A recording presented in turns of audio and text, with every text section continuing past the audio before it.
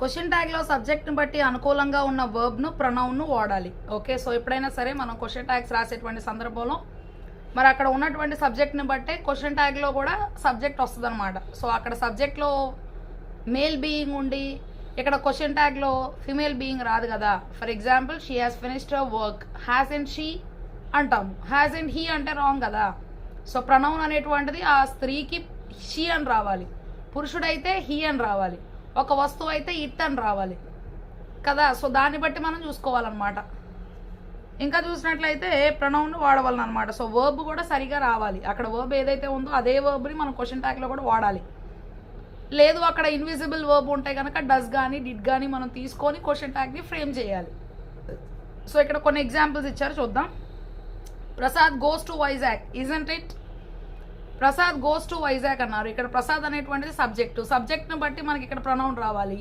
ప్రసాద్ అనేటువంటి ఆయన ఒక మేల్ బీయింగ్, హీ అని రావాలి. కానీ ఇట్ అనేటువంటిది ఒక వస్తువు గురించి చెప్పేటప్పుడు మనం దాన్ని రాస్తాం. సో అప్పుడు ఇట్ అనేటువంటిది రాంగ్ అనమాట. So Prasad goes to Vizag అంటే డజంట్ హీ రావాలి. అంతేగాని ఈజంట్ ఇట్, ఇక్కడ ఈజ్ అనేటువంటి వర్బ్ కూడా ఈ సెంటెన్స్లో లేదు. గోస్ అని వచ్చినప్పుడు అక్కడ మనం డజ్ ఉంది, డజ్ గో అని అనుకోవాలి. సో డజ్ అనేటువంటిది ఉంది, ఎందుకంటే ఇక్కడ ఎస్ ఫామ్ ఉంది కాబట్టి అక్కడ డజ్ అనేటువంటి దాన్ని మనం ఇమాజిన్ చేసుకోవాలి, ఇన్విజిబుల్ హెల్పింగ్ వర్బ్ని. సో డజ్ వచ్చినప్పుడు ఎప్పుడైనా సరే దాని పక్కన V1 base form of the verb అనేటువంటిది రావాలి కాబట్టి. సో ఇక్కడ మనం చూసినట్లయితే కనుక డజంట్ హీ. ఓకే, సో ఇంకా దాని పక్కన నెగేషన్ అనేటువంటిది యాడ్ చేసుకోవాలి. పాజిటివ్గా ఉంటే సెంటెన్స్, దానికి నెగేషన్ నాట్ అనేది యాడ్ చేయాలి. నెగేషన్తోనే సెంటెన్స్ ఉంది అంటే Prasad does not go to Vizag అంటే ప్రసాద్ గోస్ టు వైజాగ్ అని మనం అనుకోవాలి. డస్ హీ అనేటువంటి క్వశ్చన్ ట్యాగ్ వస్తుంది అనమాట. సో ఇప్పుడు మనం చూద్దాం.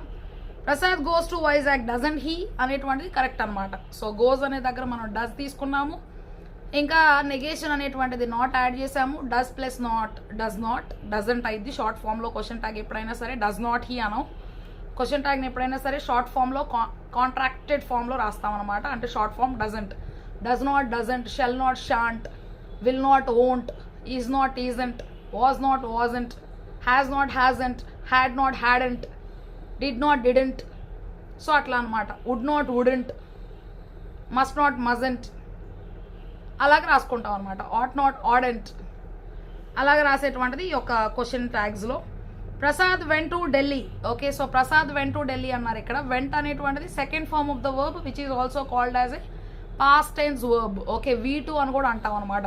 సో గో వెంట్ గాన్ అనమాట, అంటే ఇది V2లో ఉంది. సో పాస్ట్ టెన్స్లో ఉన్నప్పుడు అక్కడ హెల్పింగ్ వర్బ్ మనం ఏమి ఇమాజిన్ చేయాలి అంటే డిడ్ అనేటువంటి దాన్ని ఇమాజిన్ చేయాలి. ఒకవేళ పాస్ట్ పర్ఫెక్ట్లో ఉంది అంటే కనుక పాస్ట్ పార్టిసిపుల్ తీసుకోవాలి, గాన్ వస్తుంది అప్పుడు. సో ఇక్కడ వెంట్ అన్నారు కాబట్టి డిడ్ వచ్చింది అనమాట. అంటే ఇక్కడ సెంటెన్స్ ఏంటి అంటే Prasad did go to Delhi. Okay, so isn't it అని ఇచ్చారు. అసలు అక్కడ ఈజ్ అనేటువంటి వర్బే ఆ సెంటెన్స్లో లేదు, వర్బ్ ఇక్కడ అగ్రీ అవ్వట్లేదు. ఇంకా ప్రసాద్ అనేటువంటి ఆయన ఒక వ్యక్తి అయితే ఇక్కడ ఇట్ అనేటువంటి ప్రొనౌన్ ఇచ్చారు. సో అది కూడా రాంగ్ అనమాట. క్వశ్చన్ మార్క్ రాయటం అనేటువంటిది కూడా క్వశ్చన్ ట్యాగ్లో చాలా ఇంపార్టెంట్ అనమాట. సో ప్రసాద్ వెంటు అంటే ఇక్కడ మనం ఏం చేయాలి అంటే డిడ్ తీసుకొని, డిడ్ ప్రసాద్ అనే ఆయన మేల్ బీయింగ్ కాబట్టి హీ అనే ప్రొనౌన్ని పెట్టుకొని క్వశ్చన్ ట్యాగ్ అనమాట. అండ్ నెగేషన్ లేదు కాబట్టి నెగటివిటీ, ఆ నెగేషన్ నాట్ అనేటువంటిది యాడ్ చేస్తాం. Did not, did plus not, did not will be didn't and the subject will come after the helping verb. Okay, so didn't he question mark. Prasad is going to Delhi. Okay, so Prasad is going to Delhi అన్నారు ఇక్కడ. మరి ఇక్కడ చూసినట్లయితే subject is అనమాట. So is కాబట్టి ఇక్కడ EJ వచ్చింది. దానికి నెగేషన్ నాట్ అనే దాన్ని యాడ్ చేసుకోవాలి. ఈజ్ నాట్ ఈజంట్ అని చెప్పాను కదా. సో నెక్స్ట్ సబ్జెక్ట్ ఏంటి ప్రసాద్ అంటే అది మేల్ బీయింగ్. సో మేల్ బీయింగ్కి ప్రొనౌన్ ఏం రావాలి, హీ రావాలి. కానీ ఇక్కడ ఇట్ ఇచ్చారు. ఓకే, సో అది అక్కడ డాగో ఇంకేదో యానిమలో అయితే ఇట్ అనొచ్చు, కానీ అక్కడ వ్యక్తి కదా, అది మగ ఆయన కదా. సో అప్పుడు ఈజంట్ హీ అని రావాలి, ఈజంట్ ఇట్ అనేది wrong. You are my cousin, isn't it అని ఇచ్చారు ఇక్కడ. యు ఆర్ మై కజిన్ అంటే ఆర్ అనేటువంటిది హెల్పింగ్ వర్బ్ కదా. సో ఆర్ అనేటువంటిది హెల్పింగ్ వర్బ్. సో ఆ హెల్పింగ్ వర్బ్ ఆర్కి నాట్ అనేటువంటి నెగేషన్ యాడ్ చేయాలి. పాజిటివ్గా ఇచ్చినప్పుడు సెంటెన్స్ నెగేషన్ యాడ్ చేయాలి. సెంటెన్సే నెగిటివ్గా ఇచ్చారు, you are not my cousin అన్నారంటే నెగేషన్ తీసేయాలి, ఆర్ యు అని వస్తుంది అనమాట. సో ఇక్కడ హెల్పింగ్ వర్బ్ ఆర్ అనేటువంటి దాన్ని తీసుకోవాలి, దానికి నెగేషన్ నాట్ అనేది యాడ్ చేయాలి, ఆరెంట్ అవుతుంది. తర్వాత యు అనేటువంటిది మనం చూసినట్లయితే యు అనేటువంటిదే ప్రొనౌన్ అనమాట. సో యూని యూగా రాసేయచ్చు, మనం అక్కడ ఏమీ మార్చక్కర్లేదు. ఒక స్త్రీ పేరు ఇచ్చినట్లయితే కనుక ఎస్తేర్ ఈజ్ మై కజిన్ అంటే ఈజ్ అండ్ షీ అని అంటాం. ఎస్తేర్ అనేటువంటి ఆవిడ ఫీమేల్ కాబట్టి is and she.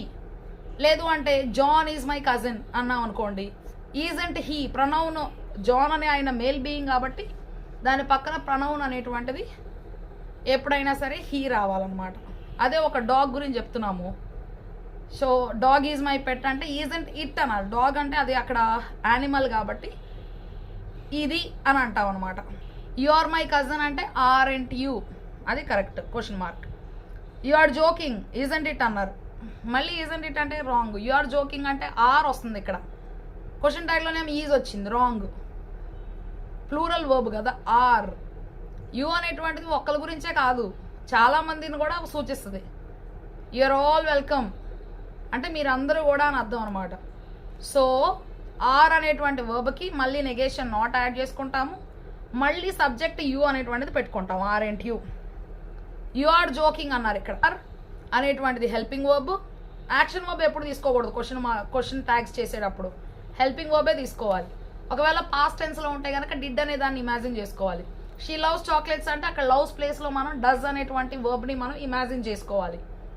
Okay, so does అని పాజిటివ్గా ఉంది కాబట్టి she does not love chocolates అవుతుంది. ముందు అసలు సెంటెన్స్ని పాజిటివ్గా ఒక సెంటెన్స్ ఇచ్చారనుకోండి, షీ లవ్స్ చాక్లెట్స్, ఆ సెంటెన్స్ని మొట్టమొదటిగా దాన్ని నెగటివ్గా మార్చాలి, she does not love chocolates.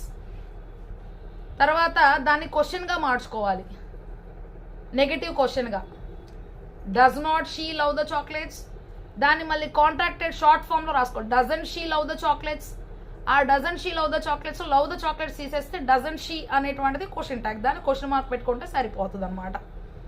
ఇంకా సింపుల్గా చెప్పాలి అంటే ఒక సెంటెన్స్లో హెల్పింగ్ వర్బ్ ఏదో చూసుకొని హ్యాజ్ కానీ హ్యాడ్ కానీ లేదు అంటే విల్ కానీ ఈజ్ కానీ యామ్ కానీ ఆర్ కానీ వాటిని తీసుకొని వాటికి నెగేషన్ అనేటువంటి నాట్ని యాడ్ చేసి సబ్జెక్ట్ని దాని పక్కన పెట్టుకుంటే సరిపోద్ది. సబ్జెక్ట్ని డైరెక్ట్గా రాయకూడదు, పేర్లు ఇచ్చినప్పుడు హీ కానీ షీ కానీ వారి జెండర్ని బట్టి రాయాలి.